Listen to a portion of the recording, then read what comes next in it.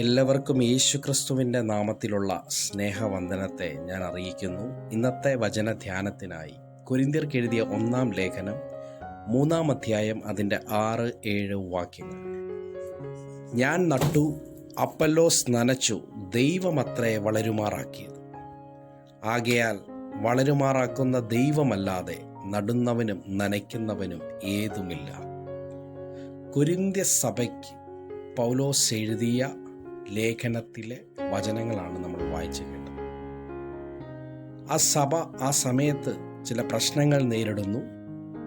സഭയിൽ വ്യക്തികളുടെ പേര് പറഞ്ഞ് പിളർപ്പ് രൂപപ്പെടുകയും പൗലോസ് അതിനെതിരെ വിമർശിച്ചുകൊണ്ട് സഭയ്ക്ക് എഴുതുന്ന ഭാഗമാണ് നമ്മൾ വായിച്ചത്.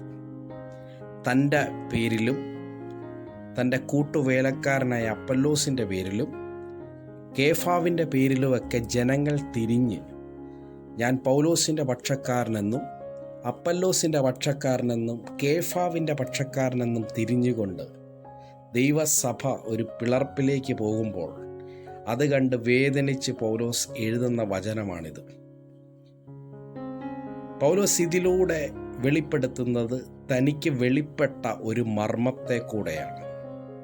പൗലോസ് നട്ടു, അപ്പല്ലോസ് നനച്ചു, വളരുമാറാക്കുന്നത് ദൈവമത്രേ. ഒരുവൻ്റെ ആത്മീക വളർച്ചയ്ക്കായി പല വ്യക്തികളെ ദൈവം കൽപ്പിച്ചാക്കിയിട്ടുണ്ട്. ഓരോ വളർച്ചാ കാലഘട്ടത്തിലും ദൈവം അവരെ നമ്മളിലേക്ക് അയക്കുക തന്നെ ചെയ്യും. എപ്പോഴും അവരുടെ ശുശ്രൂഷകൾ നമുക്ക് ആത്മീക വർധനവിന് മുഖാന്തരമാക്കി ദൈവം മാറ്റും. പക്ഷെ ഒന്നുണ്ട്, ഇതിലൊക്കെ പ്രാധാന്യം ദൈവത്തിന് തന്നെയാണ്. ദൈവമാണ് ആ വ്യക്തികളെ നമ്മളിലേക്ക് അയച്ചതെന്നുള്ള ബോധ്യം നമ്മൾ ഓരോ വ്യക്തികൾക്കും വേണം. ഈ വിഷയത്തിൽ ഏറ്റവും അധികം സംസാരിക്കാൻ കഴിയുന്ന വ്യക്തിയാണ് പൗലോസ്. കാരണം അനേക ആത്മീക പുത്രന്മാരെ ജനിപ്പിച്ചിട്ടുള്ള വ്യക്തിയാണ് പൗലോസ്. ആ പൗലോസ് പറയുകയാണ്, വളരുമാറാക്കുന്ന ദൈവമല്ലാതെ നടുന്നവനും നനയ്ക്കുന്നവനും ഏതുമില്ല. ഇന്ന് ഈ വചനം എടുത്ത് ധ്യാനിക്കുമ്പോൾ ആത്മീകമായി വളരണമെന്നുള്ള അതിദാഹത്താൽ ആരെങ്കിലും ഈ ദൈവത്തിൻ്റെ വചനം കേൾക്കുന്നെങ്കിൽ, നിങ്ങളിപ്പോൾ നോക്കുമ്പോൾ നിങ്ങൾ ആഗ്രഹിക്കുന്ന നിലയിൽ നിങ്ങളെ സപ്പോർട്ട് ചെയ്യാൻ, നിങ്ങൾക്ക് വചനം പഠിപ്പിച്ചു തരുവാൻ ആളില്ലെന്നുള്ളൊരു ഭാരത്താലാണ് നിങ്ങളായിരിക്കുന്നതെങ്കിൽ എനിക്ക് നിങ്ങളോട് ഒരു ദൂത് കൈമാറുവാനുണ്ട്. നിങ്ങളെ വളരുമാറാക്കുന്ന ഒരു ദൈവം ജീവിക്കുന്നു. നിങ്ങളുടെ ഹൃദയത്തിനുള്ളിൽ ആ ആഗ്രഹം നൽകിയിരിക്കുന്നത് ദൈവത്തിൻ്റെ പരിശുദ്ധാത്മാവാണ്. ദാഹിക്കുന്ന ഏവനും എങ്കിലേക്ക് വരുവിൻ എന്നരുളി ചെയ്ത കർത്താവ് തന്നെ ആരും നിങ്ങളുടെ അടുക്കൽ ഇല്ലെങ്കിലും നിങ്ങളോട് തന്നെ സംസാരിക്കും, നിങ്ങളെ പണിതെടുക്കും, അവന് വേണ്ട ഒരു മാനപാത്രമാക്കി സ്വർഗം തീർക്കും. പഴയ നിയമ വേദഭാഗങ്ങൾ എടുക്കുമ്പോൾ പോലും ഇതിന് തെളിവുണ്ട്. 1 ശമൂവേൽ 3-ാം അധ്യായം അതിൻ്റെ 1-2 വാക്യങ്ങൾ നമ്മളെടുത്ത് വായിക്കുകയാണെങ്കിൽ, ഒരമ്മ തനിക്കുണ്ടായ മകനെ ദൈവത്തിൻ്റെ വേലയ്ക്കായി ആലയത്തിലേക്ക് ആക്കുകയാണ്. അവനെ കുഞ്ഞുനാളിൽ തന്നെ ദൈവവേലയ്ക്ക് വേണ്ടി ആലയത്തിലേക്ക് സമർപ്പിക്കുന്നു. അവിടുത്തെ പുരോഹിതൻ്റെ ശുശ്രൂഷകനായി അവൻ മാറുകയാണ്. നിങ്ങൾ ശ്രദ്ധിക്കണം, ശമൂവേൽ ബാലൻ എന്തിനാണ് ആ ദൈവസന്നിധിയിൽ ശുശ്രൂഷിക്കുന്നത്? ഒരിക്കലും ശമൂവേലിനൊരു പുരോഹിതനാകുവാൻ പറ്റില്ല. കാരണം പ്രമാണപ്രകാരം പുരോഹിതന്മാരുടെ മക്കളിലേക്കാണ് ആ പൗരോഹിത്യ ശുശ്രൂഷ, അതായത് മക്കൾ പുരോഹിതന്മാരാകും. എന്നാൽ ഇവിടെ ഏലി പുരോഹിതൻ ശമൂവേലിൻ്റെ കാലഘട്ടത്തിലെ സമാഗമന കൂടാരത്തിലെ അല്ലെങ്കിൽ യെരുശലേം ദേവാലയത്തിലെ പുരോഹിതനായിരിക്കുന്ന ഏലിയുടെ പുത്രന്മാരാണ് ശരിക്കും പുരോഹിതന്മാരായി തീരേണ്ടത്. എന്നാൽ അവർ ദൈവസന്നിധിയിൽ നിന്ന് മാറി നടക്കുമ്പോൾ, ദൈവത്തെ മറന്നുകൊണ്ട് നടക്കുമ്പോൾ, ഈ ശമൂവേൽ ബാലൻ ദൈവസന്നിധിയിൽ ആലയത്തിൽ വളരെ വിശ്വസ്തയോടുകൂടി വേലകൾ ചെയ്തു വരുന്നു. എന്നാൽ ശമൂവേൽ ബാലൻ്റെ ഈ വിശ്വസ്തതയനുസരിച്ച് ശമൂവേൽ ബാലന് വേണ്ട നിർദ്ദേശങ്ങൾ പറഞ്ഞു നൽകുവാൻ ഏലി പുരോഹിതന് അറിയത്തില്ല.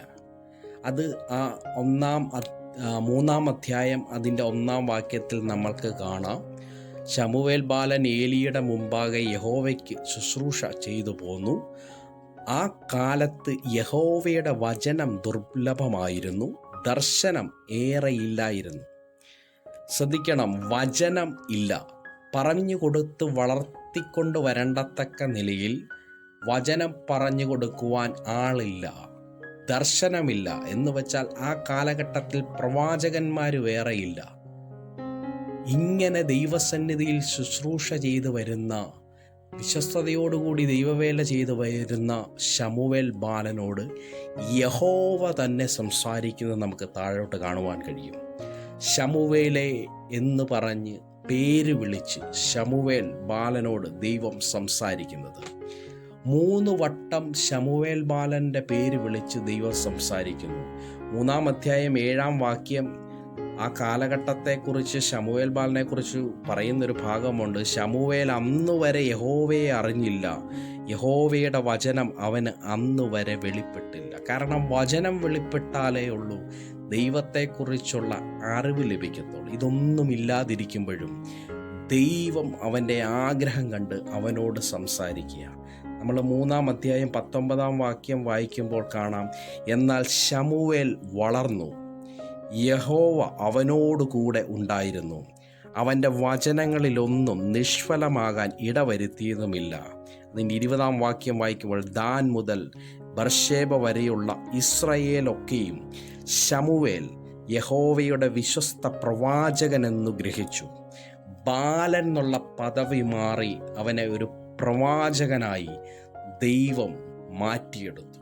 ആരും സഹായിക്കാനില്ലാതെ, ആരും സപ്പോർട്ട് ചെയ്യാനില്ലാതെ ആത്മീകമായി വളരണമെന്നുള്ള ദാഹത്തോടെ ഇരിക്കുന്ന ആരെങ്കിലും ഈ വചനം കേൾക്കുന്നതെങ്കിൽ നിങ്ങൾക്കു വേണ്ടി യഹോവ സംസാരിക്കും.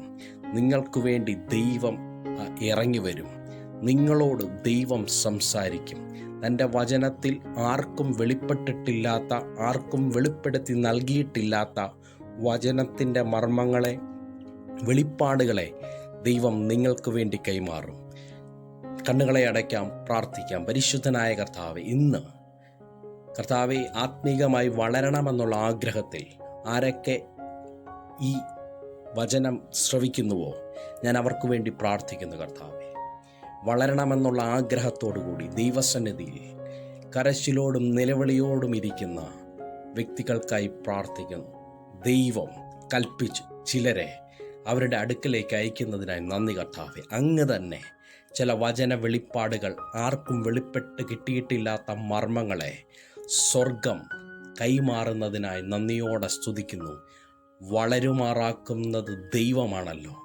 അങ്ങിൽ ഞങ്ങൾ വിശ്വസിക്കുന്ന കർത്താവെ, ഈ ഒരു കാലഘട്ടത്തെ ശ്രേഷ്ഠമേറിയ ദൈവവേലയ്ക്കായി അങ്ങ് അനേകരെ തിരഞ്ഞെടുക്കുന്നതിനായി നന്ദിയോടെ സ്തുതിക്കുന്നു. അനേകരിലേക്ക് കർത്താവെ ഈ ദൈവ പരിശുദ്ധാത്മാവിൻ്റെ നിറവിനെ, ദൈവത്തിൻ്റെ പരിശുദ്ധാത്മാവിൻ്റെ പകർച്ചയെ സ്വർഗം അവിടെ നയിക്കേണ്ടതിന് വേണ്ടി പ്രാർത്ഥിക്കുന്നു. അങ്ങ് പ്രാർത്ഥന കേട്ടതിനായി നന്ദി. യേശു ക്രിസ്തുവിൻ്റെ അധികാരമുള്ള നാമത്തിൽ തന്നെ ആമേൻ.